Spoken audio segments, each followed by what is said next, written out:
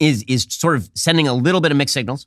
So Tony Blinken, Secretary of State, he said, we're concerned at the possibility that Iranian proxies are going to escalate the war against the United States. Well, here's the reality. They should be a lot more worried about escalating the war against the United States than we should be worried about them escalating the war against us.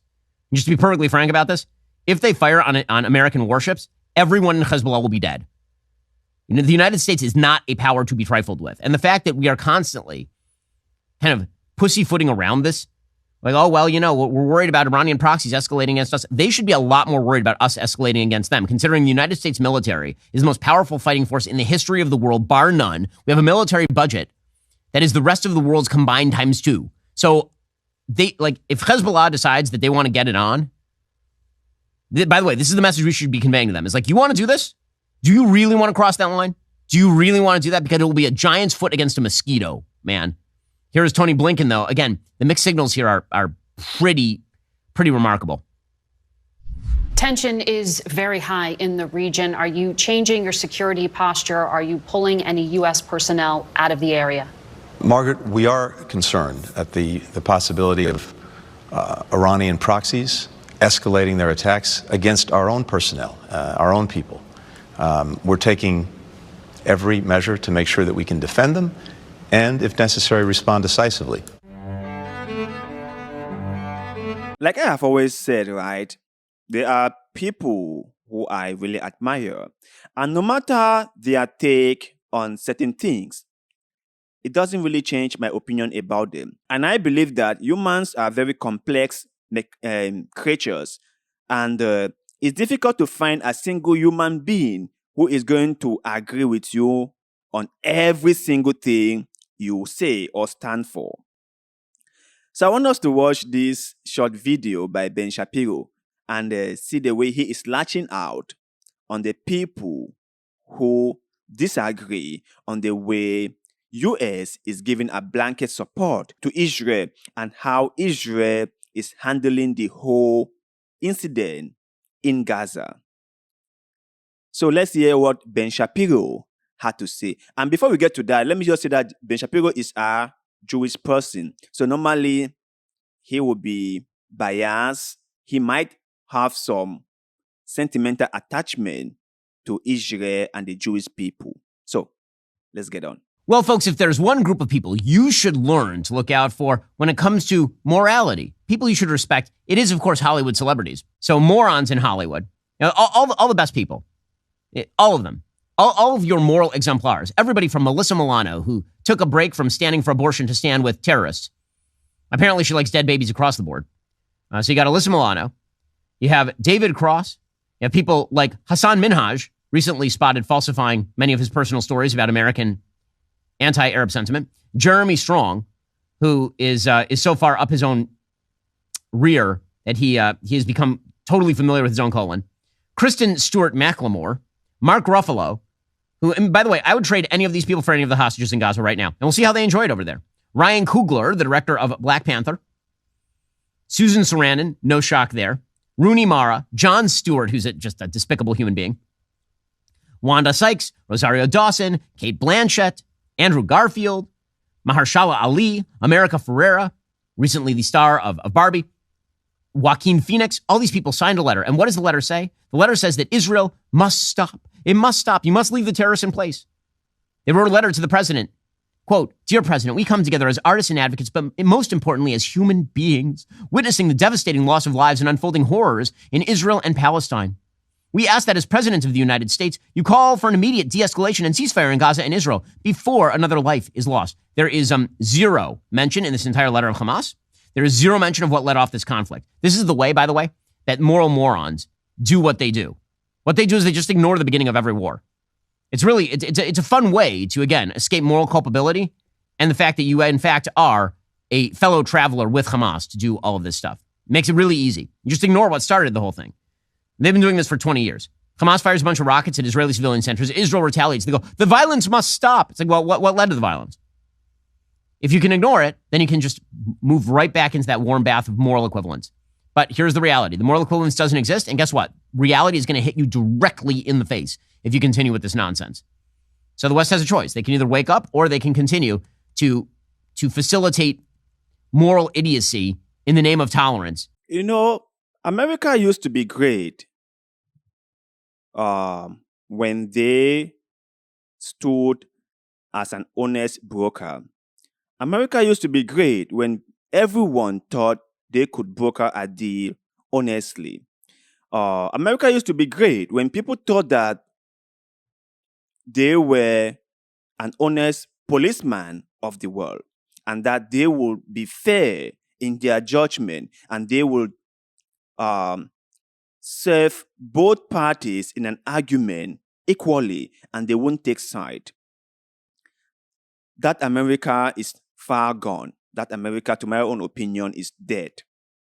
Today, America is so one-sided that people can clearly see. Just imagine the issue between Israel-Hamas that is ongoing and how Joe Biden and his Secretary of State and all of that and some members of his delegation have all been to Israel and they've all met Benjamin Netanyahu, whom I think is responsible for what happened on the 7th, because his policies in Israel is the beginning of all the problems they are facing.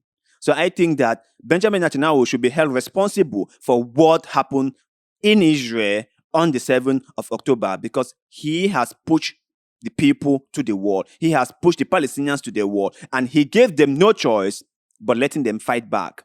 But let's come back to Ben Shapiro and his take about America being the strongest army in the world. Yeah, they are. They are, of course. But you must remember, it's not just about being the strongest army in the world. It's about being someone that people respect. It's not about being the bully. The fact that you become a bully doesn't mean people are going to respect you. I think Ben Shapiro is sleeping. He should need to wake up. He needs to be reminded of what happened in Afghanistan, how America fled and abandoned Afghanistan. He needs to be reminded about that, because I think that he is kind of like not up to date with what is going on. America is losing the world's support. America has become an entity that people do not trust anymore. The hatred towards America and their policy is so widely shared that people feel that America is not the person that you want to take advice from. And I don't understand if Ben knows about all this. People do not trust America anymore. Take it from me as an African. We don't. We have seen America's policies in Africa and how they have failed us, the African people. We have seen how America has taken out leaders in Africa whom they thought doesn't share their values or their interests or whatever. We have seen NATO, with American support, come to Libya and totally ruin the country. So it's not just about having the biggest military or the most powerful military that gets things done or that gets your way. Sometimes diplomacy is very important. You need people to like you. You need people to share your ideas. You know, America used to be a very great country. That I won't lie about it. When they talked about freedom of speech, freedom of expression, human rights, and fighting for the little guy, everyone really loved that about America. I personally, I did. Because if you are from an oppressed regime, in a place where you cannot say anything, like my country in particular, okay, where you cannot say anything. If you say anything against the ruling elite, you are gone. You are gone. You know what I mean by that.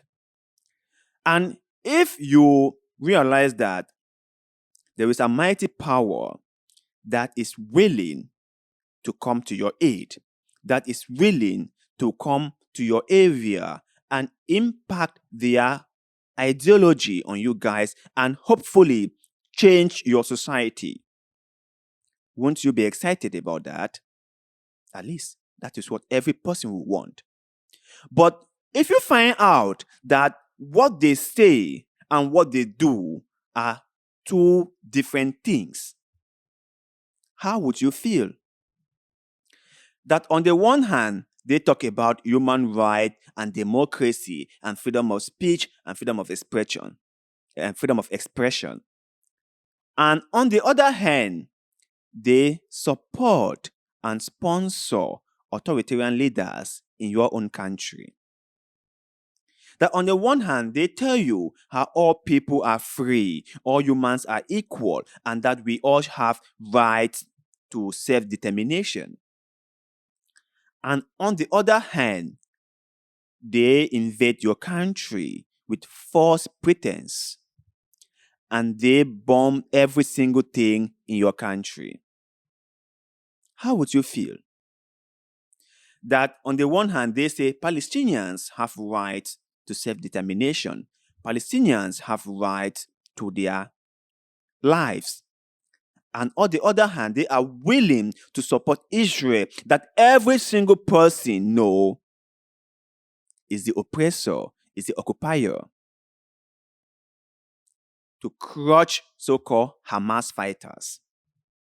And they are willing to let Israel rain bombs in Gaza without even thinking about the people who are going to be affected by these bombs. Would you still consider America as that shining armor, as that fair entity, as that glamour entity that everyone is supposed to look up to? Would you still consider them as being that? America has got to do what they preach. If they say they are a democracy, they must do exactly as what democratic countries must do. They cannot eat their cake and have it back. But you guys out there, let us know what you think about America being the powerful army in the whole world.